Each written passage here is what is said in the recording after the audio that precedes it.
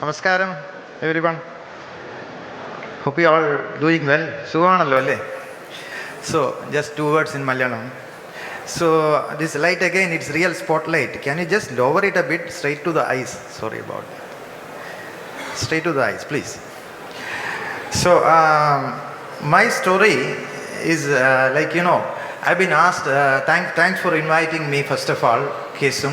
I've been asked to talk about my 20 years story in 10 minutes. I'll try to do that. But actually, truly speaking, that story is 40 years long. Because the first 20 years, I was actually not knowing that I was working with robotics. So during 80s, it started when I was a schoolboy. So I kind of started making a lot of electromechanical stuff. Then when I went to at that time, college, pre-degree, I was working with a lot of electromechanical things, automating motorcycle gear and vegetable cutting, and then automating telescopes in the sense motorizing it, like a lot of things. But I was not knowing it is connected to robotics.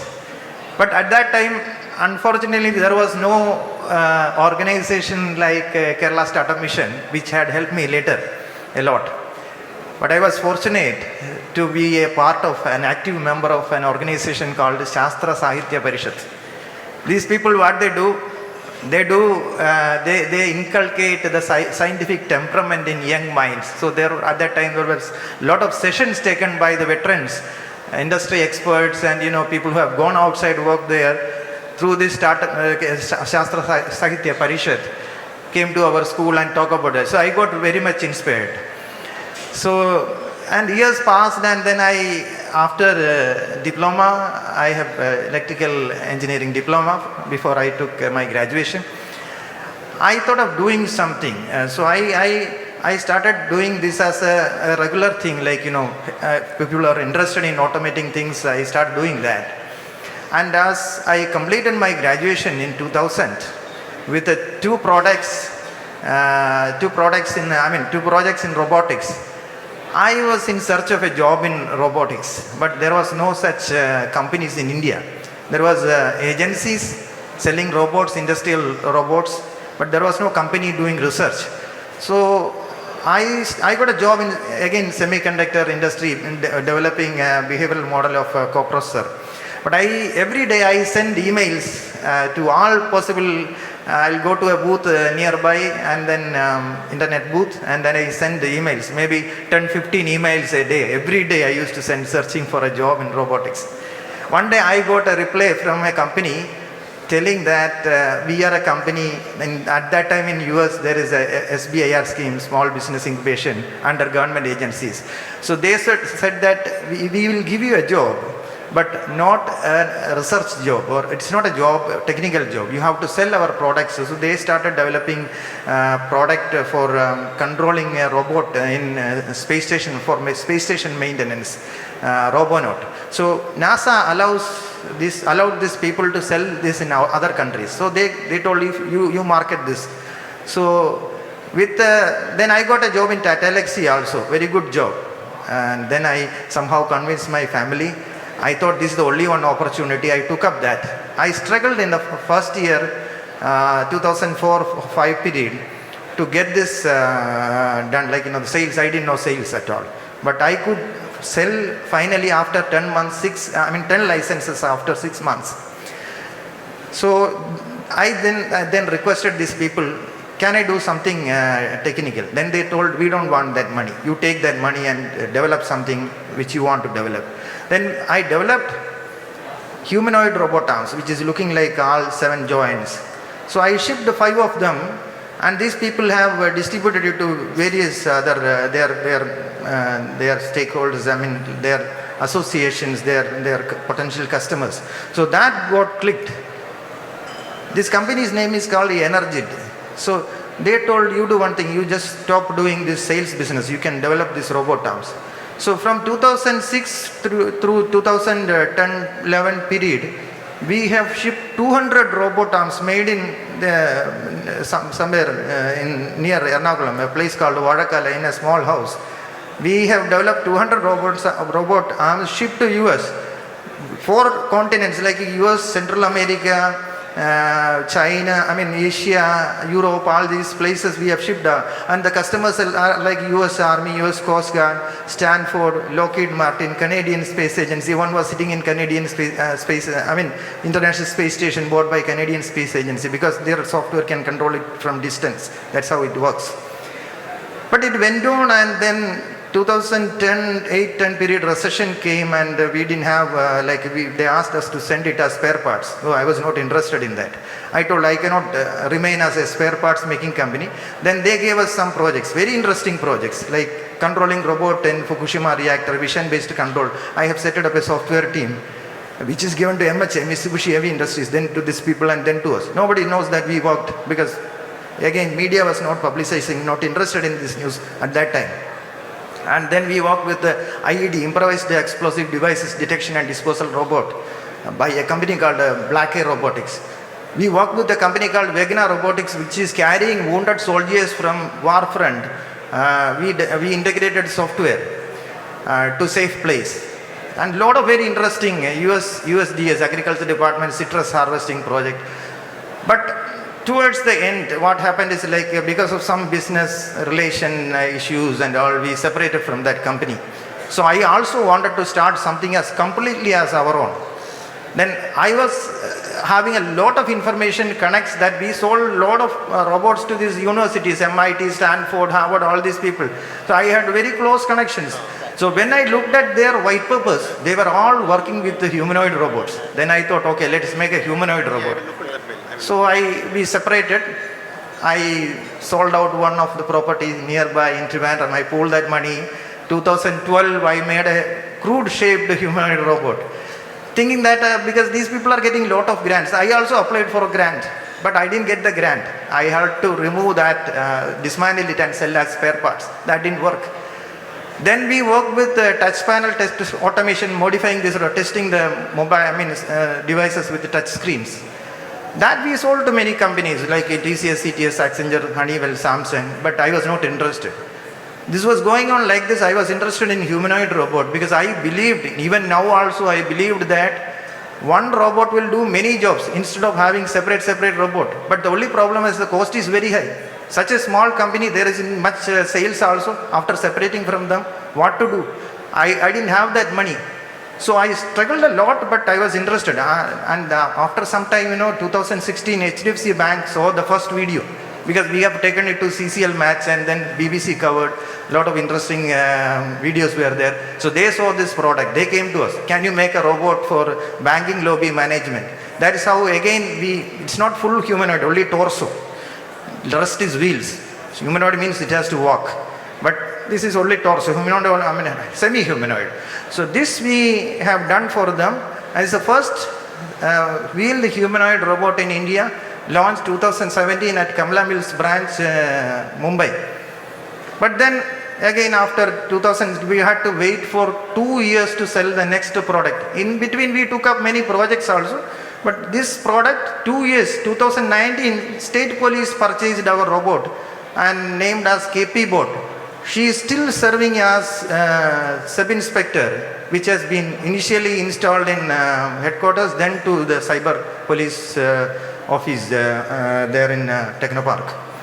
Now also she is working as a sub-inspector there. So after that, after that COVID came, we were struggling like anything.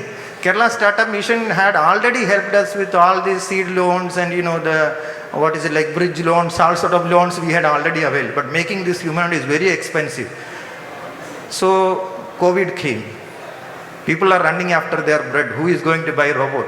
Very interesting thing I will tell you. My mom's younger sister, I call her as Kunyama. Kunyama used to say one thing. If you had started a grocery shop in 2005, you would have become a big wholesaler of grocery in Kochi. She is right in a way. But it is like, I will only become a wholesale grocer. Of course, that is also a respected job, but I will only become that. So that is very true.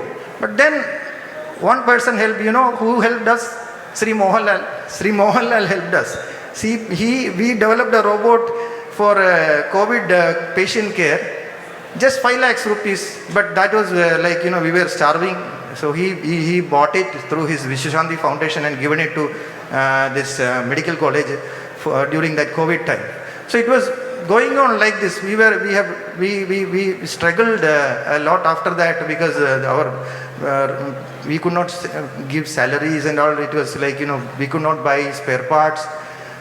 And then we took up very interesting projects. We fortunately in between, with God's grace, we are getting something in between. We work with project for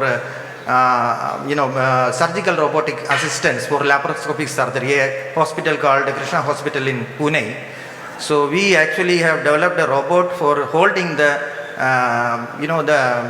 laparoscopic adapter around the skull orthogonally. Usually it is done by another assistant or another surgeon or somebody, and then the surgeon has to put that small tools through that opening and do fine procedure. This neurosurgery is done a very small sub-centimeter, sub-millimeter area, sometimes it is. So this robot, what it does is this robot with this holder, you can pull the robot in all directions, and then if you leave the hand, it will just be there around the skull. It will compensate for self-weight and this weight of the holder. So this thing we have sold. And then we were working with humanoid. I was again interested in making robot looking like humans. So we were developing one robot. Its name is Chaya. So we got a call from ISRO one day that they were also interested in developing something. So we developed and we have sold one robot, this Chaya, to ISRO. And then later on, now that it is going to go to space through the prestigious mission Gaganyaan. So that's how it went on. But we are not getting investment. Thank you very much. So we are not getting investment. Investors say you do n number of things, 15 products you have, 20 projects, where will we invest? There is no scalability. So finally, one golden day, Soho reached out to us. I sat with them. It's really hair-raising, I never expected it will happen, because I never thought of putting it looking back. I am a person who is living in that moment. If I think about my depths, if think about my struggle, we will definitely quit this, and that is what perseverance. But I never put it in we're looking at maybe it is encouraging, but it is very difficult also, discouraging also. So I am a person living in this particular moment. So Soho came to us. They looked at this. They told that we are setting up a R&D center in Kottarakara. And 5 companies in between spun out of my company. Some of them has grown really big. But I was always doing this n number of things. So they told, you have done a good job. Your team has done a good job. We are looking for research people. So we will take you to our place. Are you ready for that? Wholeheartedly I agreed. And Sridharji, I would say that, his vision, if I look at my vision and his vision, my vision is a small subset of his vision.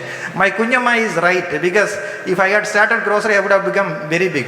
But another thing is that if I had started in Silicon Valley, then also it would have become very big. But the point is that India, Bharat, our country is actually having a lot of brain power, which, as Sridharji rightly said, is working outside and bringing money. By buying 1 or 2 products, just like the fighter jets or whatever technology, all this money is going back. So we have to do it here itself. So my vision aligns with his vision. So we wholeheartedly shook hands, and then we are completely acquired by Soho and working as robotics research company under their incubation and under their guidance in Kottarakara. So I will end with one thing. Thank you very much. I'll end with just one thing. This ASIMOV name is from the fictions writer Isaac Asimov. So he has written 3 laws. Most of you might be knowing those 3 laws. One is a robot should not harm human. It should not harm human, whatever kind of robot it is. Second is it's not the correct sentence, but conveys the same meaning. Second is it should obey human commands, but should not harm the human. Should not be against the first law. Third is it should protect himself, But it should not be again harming human or by disobeying human. It does not conflict with second and third law. You know that the world is changing.